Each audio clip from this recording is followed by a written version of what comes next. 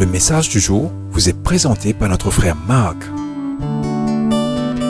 Salut, chers bien-aimés de notre Père Céleste. Nous continuons avec Rejeter les conseils de Dieu. Hier, nous avons exposé la situation du peuple d'Israël à l'époque d'Osée. Aujourd'hui, nous examinerons les 2 premiers résultats tragiques suite à leur rejet et nous essayerons également de les comparer à notre situation actuelle pour éviter de détrôner le Seigneur dans nos vies. Point numéro 1. Israël était une vigne féconde. Il porte du fruit qu'à lui-même. Osée 10, verset 1.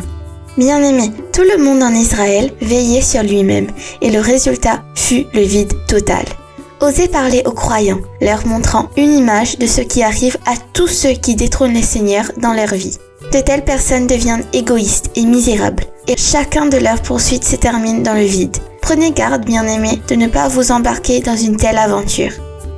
Point numéro 2. Leur cœur est partagé. Il renversera leur autel, il détruira leur image. Osée 10, verset 2.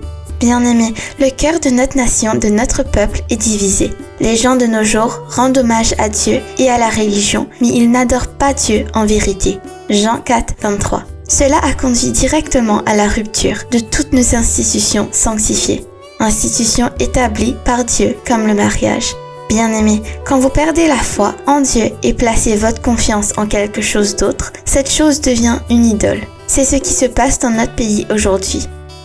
Notre société ne fait plus confiance à Dieu, se tournant plutôt vers le gouvernement, le président ou le premier ministre, le système éducatif, la sécurité sociale, etc. Tous essayent de trouver une sorte de stabilité. Dieu dit, si vous ne me faites pas confiance, je vais faire échouer toutes vos institutions de confiance. Et c'est ce qui s'est passé dans notre monde aujourd'hui. Toutes nos institutions financières, banques et compagnies d'assurance inclus sont confrontées à des situations désastreuses suite à la crise financière et au ralentissement économique.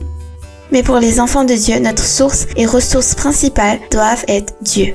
Sa parole et ses promesses sont là pour nous soutenir si nous sommes totalement dépendants de lui. Rappelez-vous d'Hébreux 13, versets 5 à 6. Que Dieu vous bénisse tous. Demain, nous conclurons avec les 2 points restants. Profitez de votre journée en lui. Au revoir. Si toi aussi tu crois que la parole de Dieu est une bénédiction, partage-la et sois une source de bénédiction pour les autres toi aussi.